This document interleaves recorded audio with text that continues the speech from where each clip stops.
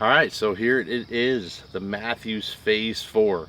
How does a Hoyt guy switch to Mathews? Well, let me tell you why. I went to the bow shop. I had a unique opportunity this year to get a new bow. Usually I'm like a 5 to 10 year guy. I don't get new bows every year. That could change down the road, but I don't believe that you need to buy a new bow every single year. Bows pretty much stay the same for the most part. Now there's some really cool things in this bow that kind of makes it unique. I went to my local bow shop, Mathews Archery in Milan, Michigan, and I did it the right way. You go to these bow shops, and I'll be honest with you, when I went there, I wanted the Hoyt Venom 34, or I was really looking at that Z1S. I did it the right way. I went to the bow shop, I shot all the bows. I shot all the top end bows, Hoyt, Mathews, Bowtech, Prime. Didn't shoot any PSEs, but for me, bow has to be partly aesthetics, but also how does it shoot. I have to have something that looks good to me, to my eye, something that I like, and then obviously it has to shoot well. So I was shooting the bows and quickly ruled out the Z1S. The draw cycle was so harsh. Shot this bow, really liked it. Shot the Hoyt Ventum 34, really liked that bow, and it was between the two. I ended up hanging this bow up, shooting the Ventum, and I would trade off. I'd shoot one, put it down, take a little rest, shoot another one. And ultimately I decided on this bow for a couple of reasons. This bow primarily is going to be a 3D bow. It's going to be my tinkering bow. It's going to be a bow for me to play around with. I still have my Hoyt for hunting. That's an 80-pound bow, and it's set up for hunting, and that's what it's going to be. It's going to be my hunting bow. This is going to be a tinkering bow. So I didn't really care about the noise. It didn't matter to me. This is a very quiet bow, but it wasn't that important to me. The draw cycle, believe it or not, compared to the Hoyt, I felt like this had a smoother draw cycle, and it impressed me. I was pretty impressed with it. And going back and forth, I do think the Hoyt had the better grip. I do really like Hoyt grips, but a grip is very important, but there are grip options out there. You can change grips. Obviously it costs money. There was another pretty unique reason, is my wife, she was getting a new bow. This is her first really nice bow. She's had a diamond bow for years, and she ended up choosing the Mathews Image, and she got it in granite. And I thought it would be kind of cool, since I really like this bow, it was shooting really good, to get kind of the same kind of style bow. Obviously I went with the blue color scheme, so I went with gas octane strings. This is I think it's not royal blue, it's the other blue. I'm not sure exactly what it is, but it's a lighter blue, and I wanted to go with a color scheme that matched the arrows that I wanted to shoot. So I wanted to shoot the Easton Sonic 6.0s.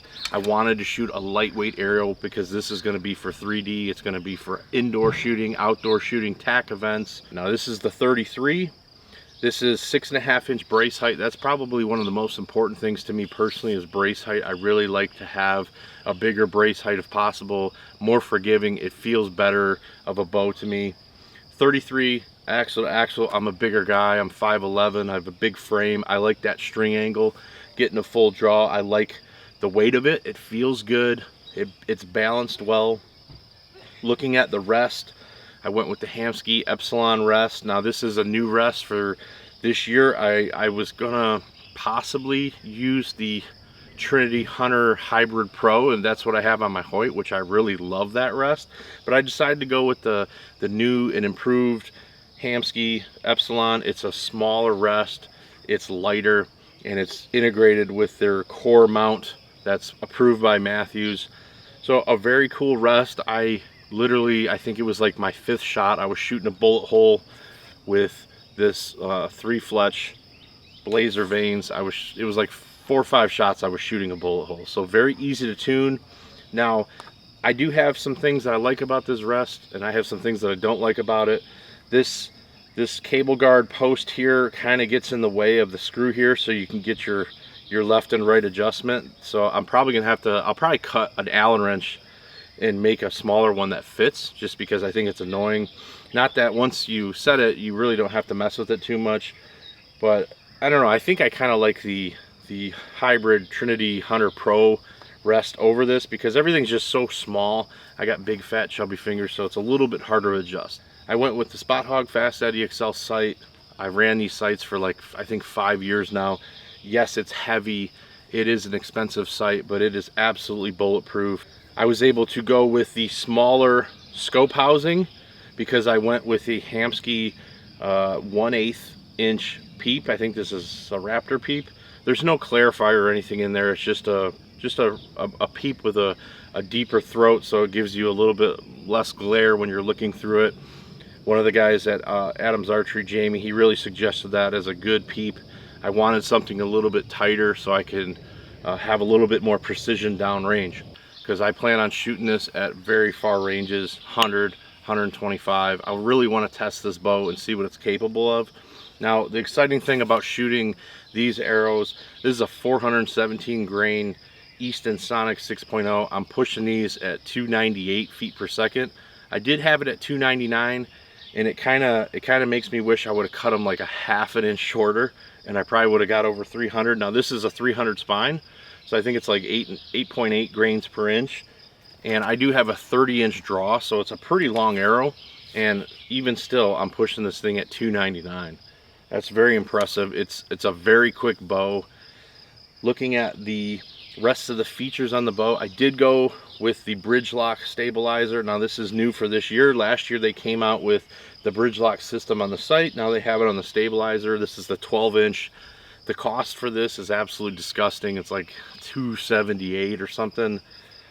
Pretty stupid, really. But you know, if you look at this thing, it really kind of is a work of art. The machining that goes into it, I'm sure, you know, it's very expensive to make. Plus they're going to have some margin on there.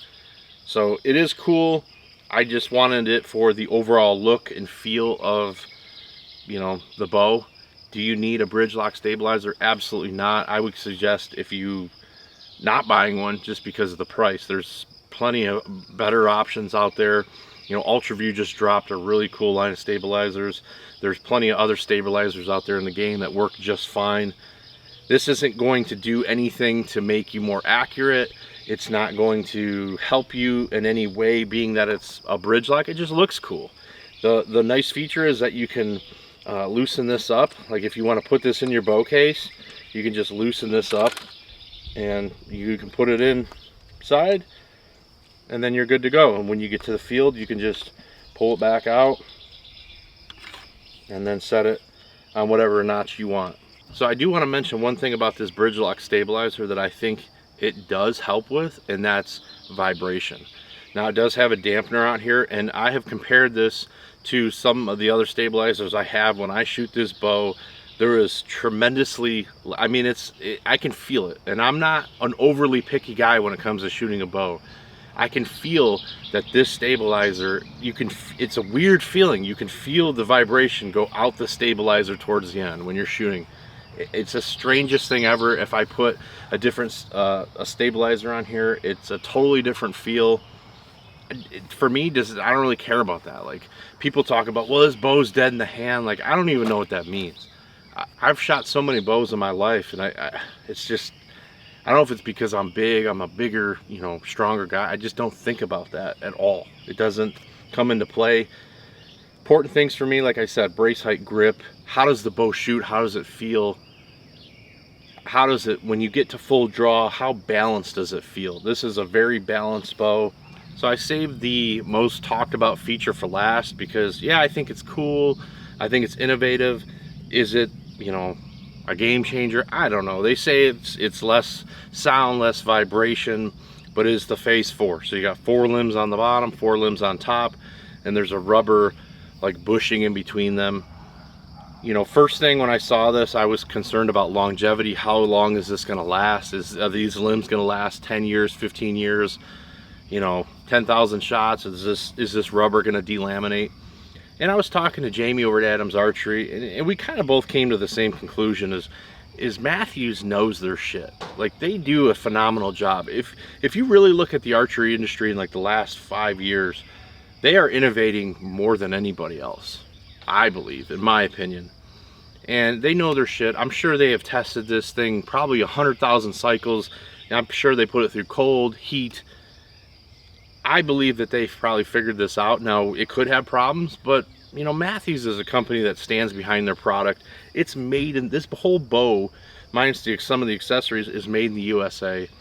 You know, Mathews really, they take care, they take pride, and I'm sure if this ended up being a massive failure, that they would probably have a replacement limb that you could put on here. Shootability, this is a phenomenal shooter.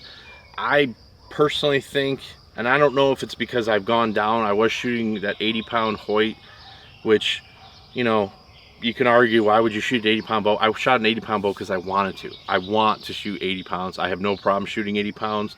Now, you can argue that my accuracy has been affected by that. I'll agree. I don't think that I shoot that 80-pound bow as good as my old Mathews Creed that was at like 75 pounds. But this bow here is set at 70, and I shoot it really, really well. The arrows are tuned.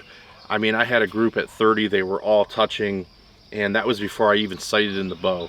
Now, I have not put a sight tape on here yet. I'm in the process of doing so. I like to take my time with it, but I just wanted to show you the new Mathews Phase 4 and give you my opinions on why I chose the accessories I chose. This is a very expensive setup. It's grossly, it just makes me sick to think about how much this stuff costs now.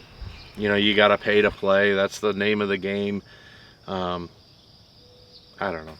It's very, very expensive, but I'm also very happy with it. I'm very happy that my wife got the image, and we're kind of twinsies now with our bows, so it'll be pretty cool. She's getting serious about going to, you know, different archery shoots and really taking it to the next level. So it's fun to have hobbies that you can do with your wife, and we can look cool doing so, and also we have some of the best archery technology in the game. So there's going to be a lot more to come with this bow. I plan on doing a little bit more breakdowns, maybe on some specific areas. I do have the new marsupial hip quiver. I want to do a video on that soon. Probably talk about these arrows a little bit and just kind of give you my opinions. This is primarily, like I said, 3D archery indoor. This is going to be my play bow if I want to mess around with stuff. You know, people talk about always be tinkering. It's good, but for most people it's not good. If you don't have the means to be tinkering or the know-how to be tinkering, you probably shouldn't be tinkering. So, and that's how I feel. I have my hunting bow now. It's going to be set up here soon, and I'm not touching it. It's going to be set up for hunting arrows, and I'm not going to be playing around, putting different sights, different rests on it. This is going to be the bow for that, Mathews Phase 4. Hopefully you like this episode. If you do, hit that thumbs up button, click down below to subscribe. We'll see you on the next one. Peace.